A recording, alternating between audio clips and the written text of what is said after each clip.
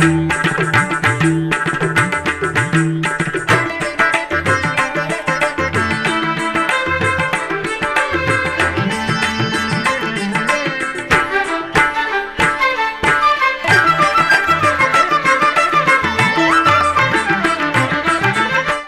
నమో వెంకటేశాయ. ఆండాళ్ తిరువడిగళే శరణం. శ్రీ వెంకటేశ్వర భక్తి ఛానల్ ప్రేక్షకులకు పవిత్ర ధనుర్మాస ప్రారంభ శుభాకాంక్షలతో ఆధ్యాత్మిక విశేషాలకు స్వాగతం. ముందుగా ప్రధానాంశాలు.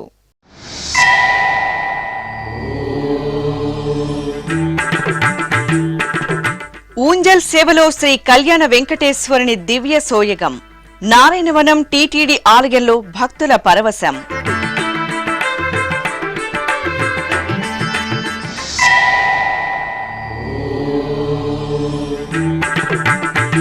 దేశంలోని ఆలయాలకు ఆదర్శంగా తిరుమల క్షేత్రం. విజన్ 2047 లక్ష్యంగా అభివృద్ధి కార్యక్రమాలు. 6 నెలల ప్రస్థానంపై టీటీడీ ఈవో శ్యామలరావు మీడియా సమావేశం.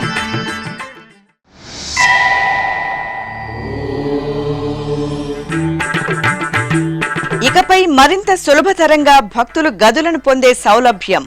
తిరుమలలో ఉప విచారణ కార్యాలయాన్ని ప్రారంభించిన టీటీడీ ఈవో. తిరుపతికి సమీపంలోని నారాయణవనం శ్రీ కళ్యాణ వెంకటేశ్వర స్వామివారి ఆలయంలో ఊంజల్ సేవ జరిగింది. టీటీడీకి అనుబంధంగా ఉన్న ఈ ఆలయంలో ప్రతి శనివారం స్వామివారికి ఊంజల్ సేవను నిర్వహిస్తారు.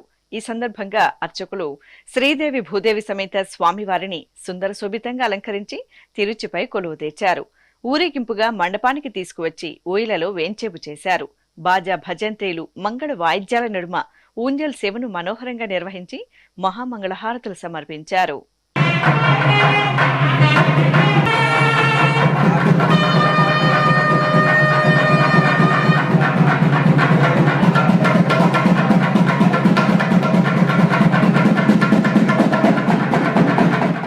తిరుమల క్షేత్రాన్ని ఆదర్శ నగరంగా తీర్చిదిద్దడమే తిరుమల విజన్ 2047 లక్ష్యమని టీటీడీ ఈవో జె శ్యామలరావు తెలిపారు. తిరుమలలో గత 6 నెలల్లో జరిగిన అభివృద్ధిపై ఈవో తిరుమలలోని అన్నమయ్య భవనంలో ఆదివారం ఉదయం మీడియా సమావేశాన్ని నిర్వహించారు. ఈ సందర్భంగా ఆయన మాట్లాడుతూ విజన్ డాక్యుమెంటుకు అనుగుణంగా ప్రణాళికలు రూపొందిస్తున్నట్టు తెలియజేశారు. ముఖ్యమంత్రి నారా చంద్రబాబు నాయుడు ఆదేశాల మేరకు భక్తులకు మరింత నాణ్యంగా అన్నప్రసాదాలు, వసతి, మౌలిక సదుపాయాలను కల్పించామని వెల్లడించారు. తిరుమలను దేశంలోనే ఆలయాలకు ఆదర్శప్రాయంగా తీర్చిదిద్దడానికి ప్రణాళికలు రూపొందిస్తున్నామని పేర్కొన్నారు. తిరుమలతో పాటు నడక మార్గాలను, భక్తులకు వసతులను పెంపొందిస్తామని చెప్పారు. ఈ సమావేశంలో టీటీడీ అదనపు EO CH Venkaiah Chowdary, JEO M Gowthami, CBSO Sridhar, ఇతర అధికారులు పాల్గొన్నారు. ఓం నమో వెంకటేశాయ. తిరుమల తిరుపతి దేవస్థానం గత 6 నెలలుగా భక్తులకు మెరుగైన సౌకర్యాలు అందజేయడానికి అనేక చర్యలు తీసుకుంది. గౌరవ ముఖ్యమంత్రి గారి ఆదేశాల మేరకు సాధారణ భక్తుల మీద ఎక్కువగా ఫోకస్ పెట్టడం జరిగింది. సాధారణ భక్తులకి పెద్దపీట వేయాలి, వారిని జాగ్రత్తగా చూసుకోవాలి అనేది గౌరవ ముఖ్యమంత్రి గారు ఇచ్చిన ఆదేశాలు. అలాగే తిరుమల క్షేత్రం యొక్క, ఈ దివ్యక్షేత్రం యొక్క పవిత్రతని కాపాడాలి. ఏ కార్యక్రమం చేసినా సరే ఆ పవిత్రతని కాపాడే దిశగా, పెంపొందించే దిశగా ఉండాలనేది గౌరవ ముఖ్యమంత్రి గారి ఆదేశాలు. అలాగే భక్తులు తిరుమల క్షేత్రానికి వచ్చిన దగ్గర నుంచి వెళ్ళేదాకా వారికి తిరుమల తిరుపతి దేవస్థానం అందించే సేవలన్నీ కూడా వారు భవిష్యత్తులో గుర్తుంచుకునేలాగా సంతోషకరంగా వెళ్ళాలనే దిశగా అన్ని చర్యలు తీసుకోవడం జరిగింది, తీసుకుంటున్నాము. ఇంకా తీసుకోవాల్సినవి ఉన్నాయి. దర్శనానికి ముందు క్యూ కాంప్లెక్స్ల్లో ఉన్న, క్యూ లైన్లో ఉన్న, వైకుంఠం కాంప్లెక్స్లో ఉన్న, అక్కడ అన్నప్రసాదాలు ఇచ్చే దగ్గర నుంచి, దర్శనం తర్వాత అన్నప్రసాదం, మాతృశ్రీ తరిగొండ వెంగమాంబ అన్నప్రసాదం కాంప్లెక్స్లో అక్కడ ఇచ్చే అన్నప్రసాదాలు, అలాగే లడ్డూ ప్రసాదాలు యొక్క నాణ్యత, ఇవన్నీ కూడా చాలా బాగా పెంచడం జరిగింది. అలాగే ఏ కార్యక్రమం నిర్వహించినా సరే టీటీడీ అదంతా కూడా హై క్వాలిటీ ఉండాలి, మంచి నాణ్యతతో ఉండాలి, భక్తులకి ఇబ్బంది లేకుండా ఉండాలి, భక్తులు గుర్తుపెట్టుకునేలా ఉండాలనే ఉద్దేశంతో ఇప్పటి వరకు నిర్వహించిన 2 పెద్ద కార్యక్రమాలు, శ్రీవారి బ్రహ్మోత్సవాలు, శ్రీ పద్మావతి అమ్మవారి బ్రహ్మోత్సవాలు కూడా చాలా బాగా కూడా నిర్వహించడం జరిగింది. అలాగే తిరుమల క్షేత్రంలో ఈ కొండపైన ఉన్న తిరుమల కొండ మీద ఉన్న పారిశుద్ధ్యం మీద కూడా దృష్టి పెట్టడం జరిగింది. ఎక్కడైతే పారిశుద్ధ్యం బాగుందో అక్కడ పవిత్రత ఉంటుంది, పవిత్రత ఉన్న చోట పారిశుద్ధ్యం కూడా బాగుండాలి. దానికి సంబంధించి కూడా చాలా పెద్ద ఎత్తున చర్యలు కూడా తీసుకోవడం జరిగింది. అలాగే క్యూ లైన్స్ మేనేజ్మెంట్ కూడా విజిలెన్స్ విభాగము, టీటీడీ సిబ్బంది కూడా ఒక మంచి కోఆర్డినేషన్తో చేయడం, భక్తులకు ఇబ్బంది లేకుండా చర్యలు తీసుకోవడం కూడా జరిగింది. క్యూ లైన్ మేనేజ్మెంట్ కూడా చాలా చాలా బాగా ఇంప్రూవ్ అయ్యింది. ఎడిషనల్ ఈవో గారు కూడా పర్సనల్గా వెళ్ళి ఈ queue line management time to time చూసుకోవడం, అలాగే ఎప్పుడైతే ఇంటర్వెన్షన్ అవసరం ఉంటుందో ఎక్కువగా భక్తులు ఉన్నప్పుడు కూడా స్వయంగా వెళ్ళి చూసుకోవడం, నేను కూడా అప్పుడప్పుడు వెళ్ళి చూడటం కూడా జరుగుతుంది.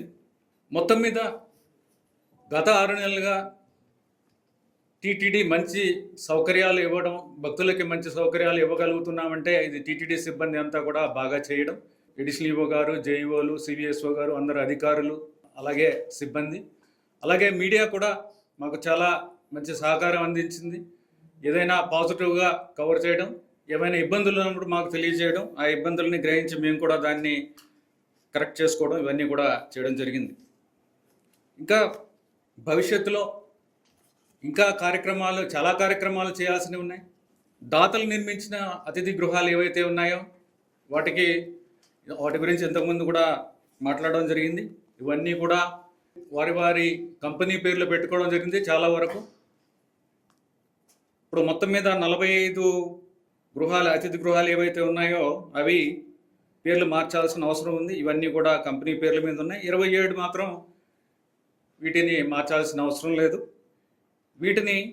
ఈ పేర్లన్నీ కూడా ఆధ్యాత్మిక పేర్లు ఉండాలి, లేకపోతే ధార్మిక పేర్లు ఉండాలి. క్షేత్రం యొక్క పవిత్రతని ప్రతిబింబించేలాగా ఉండాలి అనేది బోర్డు యొక్క ఉద్దేశం, టీటీడీ యొక్క ఉద్దేశం. ఆ విధంగానే పేర్లను కూడా ఎంపిక చేసి ఆ పేర్లని అప్రూవ్ చేసి వారికి ఇవ్వడం జరుగుతుంది. వారు ఈ పేర్లలో ఏదో ఒక పేరుని పెట్టుకోవచ్చు. అలాగే గౌరవ ముఖ్యమంత్రి గారు శ్రీ చంద్రబాబు నాయుడు గారి ఆదేశాల మేరకు ఎలా అయితే ఆంధ్రప్రదేశ్కి స్వర్ణాంధ్ర విజన్ 2047 చేయడం జరిగిందో ఆ విధంగానే తిరుమల విజన్ 2047 చేయడానికి కూడా చర్యలు తీసుకోవడం జరుగుతుంది. దానికి సంబంధించి ప్రపోజల్స్ కూడా ఆహ్వానించడం జరిగింది. ఈ ప్రపోజల్ యొక్క ముఖ్య ఉద్దేశం ఏంటంటే తిరుమల పట్టణం ఏదైతే ఉందో అది ప్రణాళికాబద్ధంగా అభివృద్ధి చెందాలనేది ముఖ్యమైన ఉద్దేశం. ఎందుకంటే ఇప్పటిదాకా చూస్తే అది ఒక ఎడ్హాక్ డెవలప్మెంట్ జరుగుతుందని చెప్పొచ్చు. ఎందుకంటే ఒక కాటేజ్ కట్టాలంటే ఇక్కడ ఖాళీ ఉంది, ఇక్కడ కట్టేద్దాము, లేకపోతే వెనక్కి జరుపుదాం, ముందుకు జరుపుదాం, లేదా రోడ్డు ఏమైనా వేయాలంటే దానికి ఒక ప్రణాళిక లేకుండా, ఒక మాస్టర్ ప్లాన్ లేకుండా, ఎంత విడ్త్ ఉండాలి, ట్రాఫిక్ని బట్టి ఒక రోడ్డు విడ్త్ ఉండాలి, అవన్నీ లేకుండా కొంత హెఫజార్డ్గా జరుగుతుంది చాలా సంవత్సరాల నుంచి అనేది మనం అందరం గ్రహించాల్సిన విషయం. తిరుమల అనేది దేవాలయాలు ఎక్కడైతే ఉన్నా ఆ పట్టణాలన్నిటికీ ఒక రోల్ మోడల్గా ఉండాలనేది ఒక ఉద్దేశం. ఆ విధంగానే అన్ని చర్యలు తీసుకోవడం జరుగుతుంది. అలాగే దీనికి అనుగుణంగా ఒక urban development and planning department కూడా ప్రారంభించడానికి అన్ని చర్యలు తీసుకుంటున్నాం. నగర అభివృద్ధి మరియు ప్రణాళిక శాఖ, ఆ శాఖని కూడా పెట్టాల్సిన అవసరం ఉంది. ఎందుకంటే ఇంతమంది భక్తులు వస్తున్నారు, డెన్సిటీ వైజ్ చూస్తే చాలా హై డెన్సిటీ ఉంటుంది. అంటే ఫ్లోటింగ్ పాపులేషన్ ఉండొచ్చు, వచ్చి వెళ్ళిపోయే వాళ్ళు ఎక్కువ మంది ఉంటారు. ఒక విధంగా చూస్తే చాలా ఎక్కువ డెన్సిటీ ఉన్న ఒక నగరంగా మనము తిరుమలని చెప్పొచ్చు. అందుకని దీనికి ఒక ప్లాన్తో, ఒక ప్రణాళికతో మనము దీన్ని డెవలప్ చేయకపోతే భవిష్యత్తులో చాలా ఇబ్బందులు వస్తాయి. ఈ విజన్ ప్లాన్లో విజన్ డాక్యుమెంట్లో ప్లాన్తో పాటు 2047లో విజువల్గా ఎలా ఉంటుందనే దాంతో పాటు ఈ కన్సల్టెంట్ ఎవరినైతే మేము సెలెక్ట్ చేసుకుంటామో వాళ్ళు కాన్సెప్ట్ ప్లాన్స్ కూడా చేయాల్సి వస్తుంది. తర్వాత డీటెయిల్ ప్రాజెక్ట్ రిపోర్ట్స్ కూడా కొన్నిటికి మాకు ఇచ్చి ఇమ్మీడియట్గా ఇంప్లిమెంట్ చేయడానికి కూడా ఇవ్వాల్సి వస్తుంది. దీంట్లో కొన్ని థీమ్స్ తీసుకోవడం జరిగింది. ఇప్పుడు కాలినడక మార్గాలు, ఇప్పుడు ముఖ్యంగా కాలినడక మార్గాలు సరిగ్గా లేవనేది మనందరికీ తెలిసిందే. అంటే ఇంతమంది నడుస్తూ ఉంటారు, ఈ తిరుమలలో చూస్తే ఎక్కువ నడిచే వాళ్ళే ఎక్కువగా కనిపిస్తూ ఉంటారు ఫుట్పాత్స్ మీద. వాళ్ళకి కంటిన్యూస్గా ఒక ఫుట్పాత్ కానీ లేకపోతే సరైన వీటితో సేఫ్గా ఉన్నది, కంఫర్టబుల్గా ఉన్నది అలాంటివి ఏమీ లేవు. అలాంటివి చేయాల్సిన అవసరం ఉంది. అదొకటి ఫుట్పాత్ డెవలప్మెంట్ అనేది ఒక ముఖ్యమైన విషయం. తర్వాత పార్కింగ్ లొకేషన్స్ మనకి సరిగ్గా లేవు, అవి డెవలప్ చేయాల్సిన అవసరం ఉంది. ఆ తర్వాత మనకి ఎక్కువ ఏరియాని మనం కొత్త కన్స్ట్రక్షన్ చేసి ఇంకా దాన్ని పెంచాలని అనుకోవడం లేదు. ఉన్న దాంట్లోనే ఏ విధంగా మనం బెటర్గా చేయొచ్చు, మెరుగ్గా చేయొచ్చు అనే దాని మీద మనం కాన్సన్ట్రేట్ చేస్తున్నాము. సో ఇప్పుడు పార్కింగ్ కూడా మల్టీ లెవెల్ పార్కింగ్ అనేది చేయడానికి అవకాశం ఉంది. కొన్ని చోట్ల ఎక్కడ చేయాలి, ఎలా చేయాలి అనేది కూడా ఆ విజన్ ప్లాన్లో ఇవ్వాల్సి వస్తుంది. అలాగే పార్కింగ్ కూడా స్మార్ట్ పార్కింగ్ చేసి పార్కింగ్ ఎఫిషియన్సీ పెంచాలి.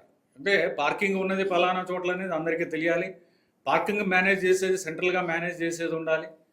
ఆ పార్కింగ్ మేనేజ్మెంట్లో అన్ని పార్కింగ్ అంతా కూడా 100% ఉపయోగపడేలా ఉండాలి. వచ్చే వాహనాలు తీసుకుని వచ్చే వాళ్ళకి కంఫర్టబుల్గా ఉండాలి. అది స్మార్ట్ పార్కింగ్ చేయడానికి అవకాశం ఉంది. ఆ తర్వాత కొత్త రోడ్లు చేయడం కానీ, ఉన్న రోడ్లనే రీడెవలప్ చేయడం కానీ, తర్వాత లింక్ రోడ్లు చేయాల్సిన అవసరం ఉంది. ఇవన్నీ కూడా ఈ విజన్ డాక్యుమెంట్లో వస్తాయి, ఈ ప్లాన్లో వస్తాయి. తర్వాత కొన్ని చోట్ల 2019 ప్లాన్లో కూడా ఉంది, సబ్వేస్ కొన్ని చోట్ల పెట్టాలని ఉంది. అవన్నీ కూడా అప్డేట్ చేసి ఇప్పుడు ఎక్కడ అవసరము అంటే ఆ డేటాకి ఇప్పటికి చాలా తేడా వచ్చింది. 2017లో ఉన్న డేటాకి ఇప్పుడున్న డేటాకి చాలా తేడా వచ్చింది. అది పరిగణలో తీసుకుని ఎక్కడ సబ్వే పెట్టాలి, ఎక్కడ పెట్టాలి, ఏం పెట్టాలి అనేది ఒకటి. పునర్నిర్మాణం వంటి కొన్ని చేయాల్సిన అవసరం ఉంది. అవి ఐడెంటిఫై చేయాలి. అంటే కొన్ని పాతబడిపోయి ఉండొచ్చు, లేకపోతే ఆ ఫెసిలిటీ అక్కడ ఉండడం వలన ఇబ్బంది ఉంది, దాన్ని తీసుకెళ్ళి వేరే చోట పెట్టాల్సిన అవసరం ఉంది. అలాంటి ప్రపోజల్స్ 2019 ప్రపోజల్లో కూడా ఉన్నాయి. ఫర్ ఎగ్జాంపుల్ మీకు బాలాజీ బస్ స్టాండ్ కానీ, రామ్ బగీచా దగ్గర బస్ స్టాండ్ కానీ, ఇవన్నీ కూడా పునర్నిర్మాణం కానీ లేకపోతే వేరే చోటకి మార్చడం కానీ, తరలించడం కానీ, ఇలాంటివి కూడా ప్రపోజల్స్ ఉన్నాయి. ఇవన్నీ కూడా ఎగ్జామిన్ చేయాలి. ఇవన్నీ కూడా ఫైనల్గా ఇవి చేయాలి, చేసేస్తాము, ఇవే చేస్తామని చెప్పలేము. ఇవన్నీ కూడా ఒక కన్సల్టెంట్ పరిశీలించిన తర్వాత ఇవన్నీ కూడా చేయడం జరుగుతుంది. అలాగే పార్కులు నిర్మాణం ఇవి కూడా చూస్తాము. తర్వాత ఒక బేస్ క్యాంప్, ఇప్పుడు అలిపిరి దగ్గర ఒక బేస్ క్యాంప్ అనేది కూడా ఒక ముఖ్యమైన ప్రపోజల్ 2019 మాస్టర్ ప్లాన్లో ఉంది. ఏంటంటే అక్కడ అలిపిరిలో మనకి 42 ఎకరాల ల్యాండ్ ఉంది. ఆ ల్యాండ్లో ఇక్కడ బేస్ క్యాంప్ పెట్టాలి, ముఖ్యంగా అది పరిశీలించడం జరుగుతుంది. తర్వాత అర్బన్ డిజైన్ గైడ్లైన్స్ అనేది ఒక కాన్సెప్ట్ ఉంటుంది. కట్టడాలన్నీ ఏ విధంగా ఉండాలి, ఇక్కడ ఉన్న పవిత్రతను రిఫ్లెక్ట్ అయ్యేలా ఉండాలి, దానికి కూడా ఒక రికమెండేషన్ ఇవ్వాలి. ఇక్కడ ఏదన్నా సరే, ఏ డెవలప్మెంట్ అయినా సరే, టీటీడీ డెవలప్ చేసినా సరే ఇది మనకి ప్రతిబింబించేలా ఉండాలి. ఇక్కడ ఉన్న స్పిరిచువాలిటీ కానీ, ఇక్కడ ఉన్న శాంక్టిటీ కానీ మనకి ఇక్కడ ఇవన్నీ కూడా దాంట్లో ప్రతిబింబించేలా ఉండాలి. వాటికి తగ్గ రికమెండేషన్లు కూడా దీంట్లో కూడా చేస్తారు. అలాగే బోర్డులో కూడా ఒక రిజల్యూషన్ తీసుకోవడం జరిగింది. వారిని వేరే ప్రభుత్వ శాఖలో అబ్జర్వ్ చేయడం కానీ, లేకపోతే వాళ్ళకి విఆర్ఎస్ అంటే స్వచ్ఛంద పదవీ విరమణ పథకం ఒకటి చేసి వాళ్ళకి వాలంటరీగా వాళ్ళు దాన్ని ఆప్ చేసుకునేలాగా చేయడానికి ఒక నిర్ణయం తీసుకోవడం జరిగింది. దాని ప్రకారం ఇప్పటికే ప్రభుత్వానికి ఒక లేఖ రాయడం జరిగింది. 31 మంది ఉన్నారు, వీరందరినీ కూడా వేరే శాఖలో తీసుకోవడానికి పరిశీలించండి అనేది ఒకటి. అలాగే లీగల్ అడ్వైస్ కూడా రాయడం జరిగింది. కోర్టు కేసులు ఉన్నాయి కాబట్టి ఇప్పుడు ఇలాంటి విఆర్ఎస్ ఇవ్వడం కానీ, వేరే డిపార్ట్మెంట్లకి ఇవ్వడానికి కానీ ఏమైనా ఇబ్బందులు ఉంటాయనేది కూడా లీగల్ ఒపీనియన్ కూడా రాయడం జరిగింది. ఇవి రాగానే దీని మీద చర్యలు తీసుకోవడం జరుగుతుంది. ఇవన్నీ కూడా బోర్డుకి పెట్టి దాని మీద ఫైనల్గా ఏం చేయాలనేది కూడా నిర్ణయించడం జరుగుతుంది. భక్తులకి ఇబ్బంది కలిగించే విషయాల్లో ఒకటి ముఖ్యమైనది ఈ షాపులు, తర్వాత తట్టలు ఏవైతే ఉన్నాయో ఇవి అనాథరైజ్డ్గా ఉండటం, లేకపోతే మొత్తం మీద రోడ్డు మీద పర్మిషన్ లేకుండా ఆక్రమించడం. అంటే మీరు నేను చెప్పాను కదా ఇందాక, నడిచే వాళ్ళకి ఉన్నదే అసలు కరెక్ట్గా నిర్మించిందే మనకి ప్లాన్ లేకుండా నిర్మించాం. దాంతోపాటుగా ఈ రోడ్ల మీద ఆక్రమణలు చేయడం వలన ఫుట్పాత్ మీద కాలినడకన వెళ్ళే వాళ్ళకి చాలా ఇబ్బంది అయిపోతుంది. ఇవన్నీ కూడా చాలా స్ట్రిక్ట్గా మేము ఇంప్లిమెంట్ చేస్తాము. విభాగం ఉంది టీటీడీలో, అంటే సనాతన హిందూ ధర్మాన్ని ప్రచారానికి పరిరక్షణకి సుమారు 100 కోట్లు టీటీడీ నుంచి ఖర్చు పెడుతున్నాము. ఈ కార్యక్రమాలన్నీ బాగా జరుగుతున్నాయి, కానీ కొన్ని లోటుపాట్లు గ్రహించడం జరిగింది. సో వీటిని ఏ విధంగా మనము సరిదిద్దుదామనే విషయంలో గత 3 సంవత్సరాలు జరిగిన కార్యక్రమాల మీద ఒక ఆడిట్ చేయించి వాటిలో ఉన్న లోటుపాట్లను గ్రహించి ఒక పకడ్బందీగా ఒక ప్రణాళిక ప్రకారం ఈ లోటుపాట్లు భవిష్యత్తులో తలెత్తకుండా ఉండేలాగా చర్యలు తీసుకోవడం అనేది ఒక ముఖ్య ఉద్దేశం. అలాగే ఒక ఎక్స్పర్ట్ కమిటీని వేసి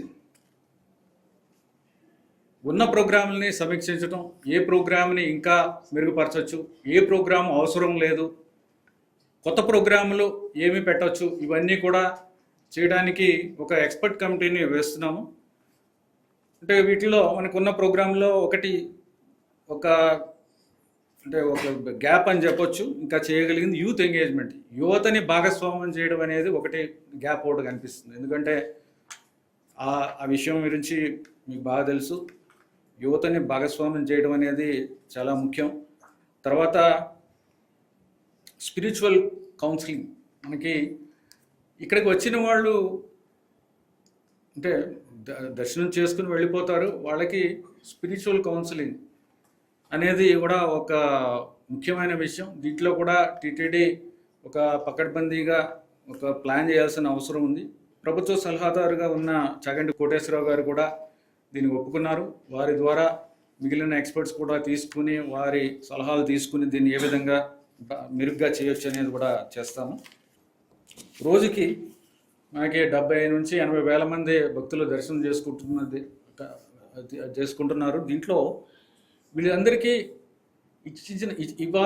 ఇస్తున్న సర్వీసులన్నీ కూడా ఎఫిషియెంట్గా ట్రాన్స్పరెంట్గా చేయాలంటే ఈ మాన్యువల్ ప్రాసెసెస్, అంటే మాన్యువల్ అంటే ఇంకా మన మనుషులతో కూడిన సర్వీసులు అనేది చాలా వరకు మనం తగ్గించడానికి అవకాశం ఉంది. సో వాటిల్లో ఏ విధంగా చేసి ఎఫిషియన్సీ పెంచవచ్చు, అలాగే పారదర్శకత ఎలా పెంచవచ్చు అనేది కూడా స్టడీ చేస్తున్నాము. ఎందుకంటే భారతదేశంలో ప్రజలందరూ కూడా టెక్నాలజీని తొందరగా అడాప్ట్ చేసుకుంటారు. మొదలు పెట్టిన తర్వాత కొంతమంది ఉపయోగించుకునేది, తర్వాత ఎక్కువ మంది ఉపయోగించడం మొదలు పెడతారు. ఎలా అయితే మొబైల్ అప్లికేషన్స్ అని ఇప్పుడు ఏ విధంగా అందరూ వాడటం మొదలెట్టారో, అదేవిధంగా ఒకసారి స్టార్ట్ అయిన తర్వాత అది భవిష్యత్తులో కూడా చాలా బాగా అదే ముఖ్యమైనది అవ్వచ్చు ఆ సర్వీస్. సో రెండు కూడా టెక్నాలజీతో పాటు మాన్యువల్గా కూడా ఉంటుంది, బట్ టెక్నాలజీ కొన్నిటిలో ప్రారంభించాల్సిన అవసరం ఉంది. కడప నగరం అమ్మవారి శాలలో కొలువైన శ్రీ వాసవి కన్యకా పరమేశ్వరి అమ్మవారి ఆలయంలో కోదండరాముని తిరుచి ఉత్సవం కన్నుల పండుగ జరిగింది. ముందుగా అర్చకులు శ్రీ వాసవి కన్యకా పరమేశ్వరి అమ్మవారికి సకల ఉపచారాధనను పూర్తి చేసి పట్టు వస్త్రాలు, ఆభరణాలతో సుందరంగా అలంకరించి పూజలు జరిపి హారతులు సమర్పించారు. ఆపై ఉపాలయంలో నెలవైన సీతాలక్ష్మణ సమేత శ్రీ కోదండరామస్వామివారికి నిత్యార్చనలు నిర్వహించి తులసి హారాలు, సంపెంగ మాలలు, ఆభరణాలతో చూడచక్కగా అలంకరించారు. భక్తులు తిరుప్పావై పాసుర పఠనం చేస్తుండగా అర్చకులు సీతారాములకు ధూపదీప నివేదనలు సమర్పించారు. అనంతరం సీతారాముల తిరుచి ఉత్సవం విశేషంగా సాగింది.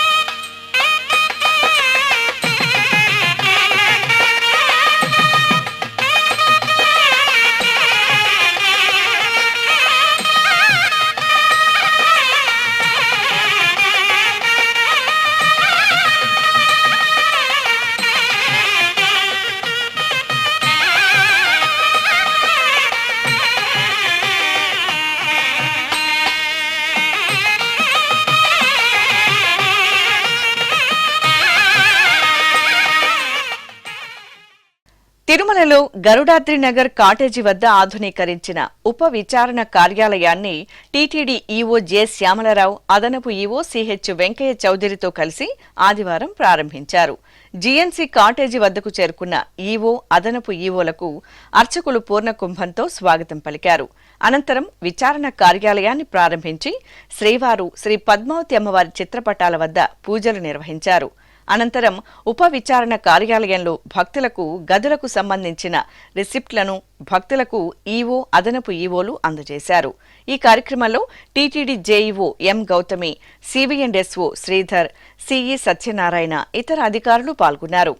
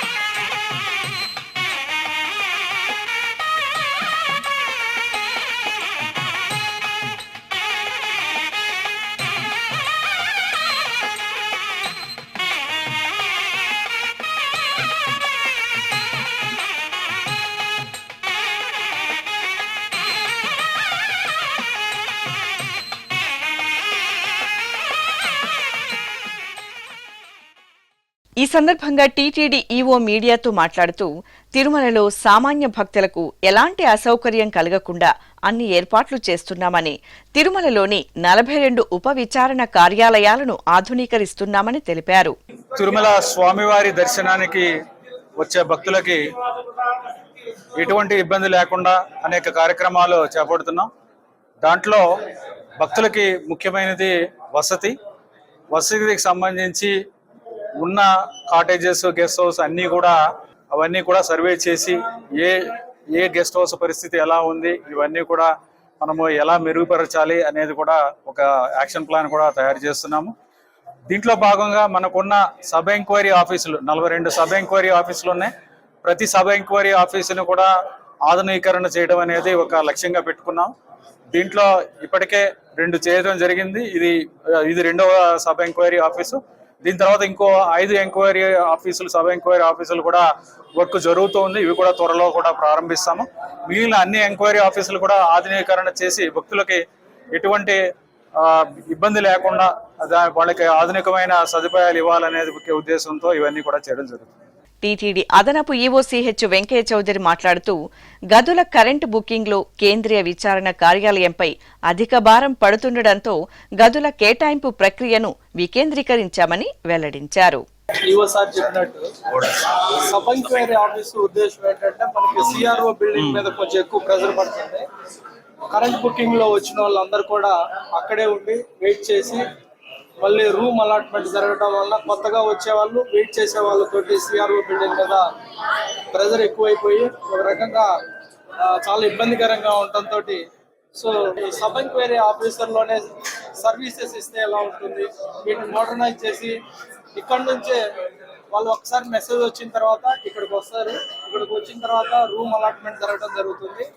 అలానే వాళ్ళు వెకేషన్ చేసేటప్పుడు కూడా ఇక్కడికే వచ్చి సరెండర్ చేసి వెళ్తారు. దీనివల్ల ఏంటంటే సిఆర్ఓ అనేది ఓన్లీ రిజిస్ట్రేషన్ కోసమే వాడతాము, సెంట్రలైజ్ రిజిస్ట్రేషన్ కోసం. Rest all will be delivered from sub enquiry office అనమాట. దీనివల్ల ఏంటంటే సిఆర్ఓ దగ్గర ప్రెజర్ ఉండదు, భక్తులు ఒకేసారి గుంజుకోవటం అనేది ఉండదు, ఎక్కడికక్కడే డిస్పర్స్ కావటం వల్ల సేవలు కూడా డీసెంట్రలైజ్ అయిపోయి ఏ ఏరియాలో ఆ ఏరియాలో వాళ్ళందరికీ కూడా సర్వీసెస్ ఫాస్ట్గా వస్తాయి. ఇక్కడ వెయిట్ చేయాల్సిన అవసరం కూడా ఉండదు. వెకేషన్ కూడా చాలా ఈజీగా ఉంటుంది. ఆ ఉద్దేశంతో మళ్ళీ దీన్ని రెనోవేట్ చేయడం జరిగిందనమాట. ఇప్పుడు ఏటీసీకి కూడా అలానే చేయబోతున్నాము. సో అలానే ఎవ్రీవేర్ కూడా సబ్ ఎంక్వైరీ ఆఫీస్ ద్వారానే సేవలు ఇవ్వటం వలన సిఆర్ఓ బిల్డింగ్ దగ్గర క్లస్టర్ లాగా ఉండకుండా ఎక్కడికక్కడే డిస్పర్స్ అయిపోయి డీసెంట్రలైజ్ చేస్తాం. ఇప్పుడొక చిన్న విరామం.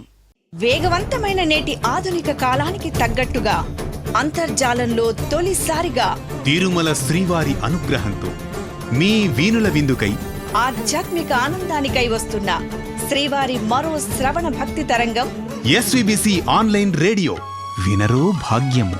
వినరో భాగ్యము విష్ణు కథ. వినండి, విని తరించండి. కేవలం మీ అరచేతిలో నిరంతరం ఉండే మీ మొబైల్ ఫోన్లో ఎస్విబిసి ఆన్లైన్ రేడియో ప్రసారాలు ప్రపంచ వ్యాప్తంగా మీరు ఎక్కడున్నా సరే మీ రోజువారీ పనులు చేస్తూనే శ్రవణానందంగా వింటూ సాగిపోండి, ఆధ్యాత్మిక ఆనందాన్ని పొందండి. 24 గంటలు ఆన్లైన్లో మీకు తోడుగా ఎస్విబిసి ఆన్లైన్ రేడియో. మరి ఇంకెందుకు ఆలస్యం? వెంటనే మీ మొబైల్లో ఎస్విబిసి యాప్ డౌన్లోడ్ చేసుకోండి. ఎస్విబిసి ఆన్లైన్ రేడియోను ఆలకించండి, ఆస్వాదించండి, తిరుమల శ్రీవారి అనుగ్రహాన్ని పొందండి. ఓం నమో వెంకటేశాయ. ఆధ్యాత్మిక విశేషాలకు తిరిగి స్వాగతం. టీటీడీకి అనుబంధంగా ఉన్న శ్రీనివాస మంగాపురం శ్రీ కళ్యాణ వెంకటేశ్వర స్వామి వారిని టీటీడీ పెద్దజేర్ స్వామి ఆదివారం తన శిష్య బృందంతో కలిసి దర్శించుకున్నారు. పెద్దజేర్ స్వామి 75వ తిరునక్షత్రం సందర్భంగా ఆలయం వద్దకు చేరుకున్న పెద్దజేర్ స్వామికి అధికారులు, అర్చకులు సాదరంగా స్వాగతం పలికారు. అనంతరం శ్రీ కళ్యాణ వెంకటేశ్వర స్వామి వారి సేవలో పెద్దజేర్ స్వామి పాల్గొన్నారు. ఎన్టీఆర్ జిల్లా పెనుగంచి ప్రోలులో కొలువైన శ్రీ లక్ష్మీ తిరుపతమ్మ ఆలయంలో ప్రాకార రథోత్సవం వేడుకగా జరిగింది.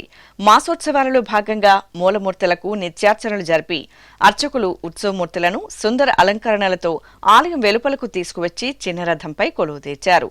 భక్తులు దైవనామ స్మరణలు చేస్తుండగా ప్రాకారంలో చిన్న రథోత్సవం కనుల పండుగ జరిగింది.